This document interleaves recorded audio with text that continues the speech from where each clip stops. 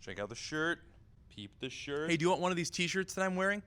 All you have to do is comment down below, tag 2 people that you think should know about Beacon Church, and at the end of the week, I'm going to draw one of the names who's in the comments down below, and we are going to give away one of these t-shirts. Oh me, oh Maya, it's Ezra Nehemiah time. Hey everybody, welcome back. We are in Ezra chapter 9 today. And I want you to remember for a minute the story cycle we've been talking about that repeats 3 times, where a Persian king sends his emissary with everything he needs to do a certain task. And then as soon as that task happens, we realize that there is massive opposition and that there is usually a big problem and a really scary, frustrating conclusion often that has to happen. So in the previous one, it was Zerubbabel was sent by King Cyrus to go rebuild the temple.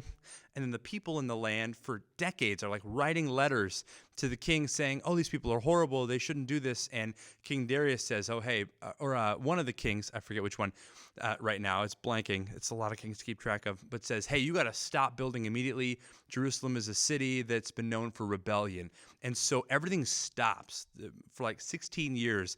All the progress on the temple stops until the prophets speak up and say, now is the time to get going. And their situation didn't change. It was still against the law for them to rebuild that thing, and they threatened action, and they threatened political action against them. They wrote another letter to another king, and then that king finally came through and said, we are going to rebuild. And then they finally celebrated Passover. But the opposition and the frustration and the hurt that they must have felt by being demanded to stop building it must have been a real gut punch. And we now arrive in Ezra chapter 9 to the gut punch of the Ezra storyline. So Ezra has been sent by King Artaxerxes with everything he needs to reinstitute the Torah observance. Now, chief among the Torah items that Ezra was looking after was trying to avoid Israel repeating the mistakes that got them exiled into Babylon in the first place. And one of the most primary practices in the Old Testament was marrying people outside of Israel. And it was not because, you know, the women were evil or dirty, and it wasn't a race thing. It was a God thing. So the common practice of the day was called syncretism, where if someone from within Israel married someone from outside of Israel, that person would also bring their God that they worshipped in their Canaanite upbringing, and they would bring that God into the home and maybe have a little idol or a little altar in their home to this other God. And the Canaanite person who is supposed to be worshiping one God and have no idols and have no other gods before him, they would allow this into their home. And in that way, they compromised the covenant faithfulness that they were expected to uphold in the Old Testament. So Ezra arrives in Jerusalem on cloud 9. He just got sent by the king. He is on his way. God has provided faithfully for them. He's got Levites. He's got singers. He's ready to roll. And here is Ezra chapter 9. We'll start in verse 1.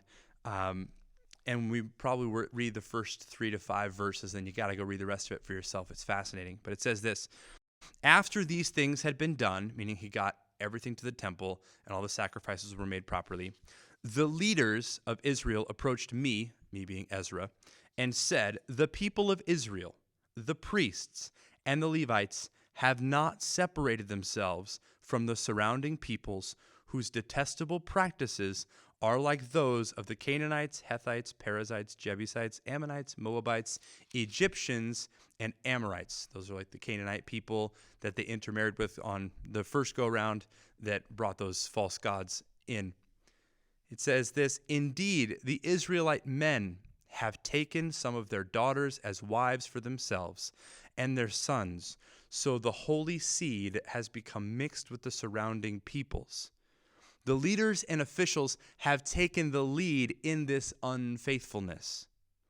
When I heard this, Ezra speaking again, when I heard this report, I tore my tunic and I tore my robe. I pulled out some of the hair from my head and my beard, and I sat down devastated. I want to go on because this isn't just Ezra freaking out. The people began to be convicted by what they were doing. Everyone who trembled at the words of the God of Israel gathered around me. because of the unfaithfulness of the exiles, while I sat devastated until the evening offering. And at the evening offering, I got up from my time of humiliation with my tunic and robe torn. Then I fell on my knees and spread out my hands to the Lord my God and said, My God, I am ashamed and embarrassed to lift my face toward you, my God, because our iniquities are higher than our heads, and our guilt is as high as the heavens.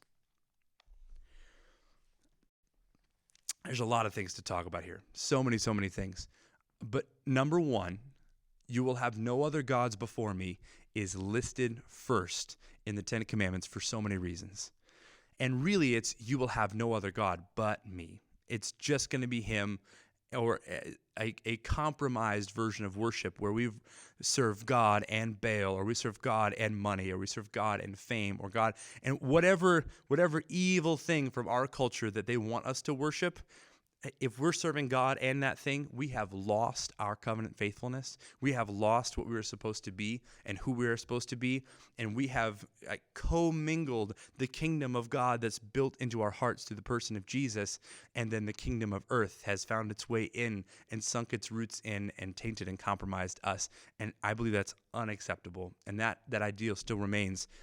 But I want you to hear Ezra's response and how he says, I'm ashamed to lift my face toward you because our iniquity is over our heads. Ezra is confessing a national sin that he did not take part in. And sometimes, we make Christianity such a one-on-one thing, just me and Jesus, just my personal relationship. That's all that matters. That we forget to realize sometimes that there is good precedent for holy, righteous, upstanding people to mourn the sin of the corporate nation that they're a part of. I don't need to preach this long. I don't need to preach this complicated.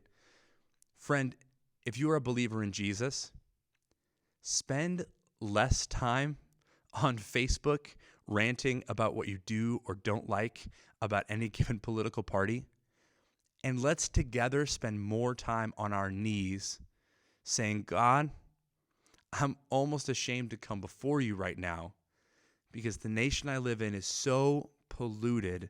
The nation I live in has so compromised that it makes me weep. It makes me sad. Now, America doesn't have a covenant contract with God himself. It's not apples to apples necessarily, but I want you to hear that at the very least, we should weep and wail for the sins of the church in America. We should weep and wail for the failures, the repeated moral failures of our leaders. I think we should weep and wail at the people who are suggesting that we should bring the practice of Buddhism or the practice of Islam or the practice of atheistic, humanistic methodologies or ideologies, and that we should somehow weave those into our Christianity to be more acceptable to our culture. Friend, no. We should not compromise because God is who he says he is in this book. And if we want to be his children, sometimes that means mourning over what his children have done. I know I said it was going to be a gut punch.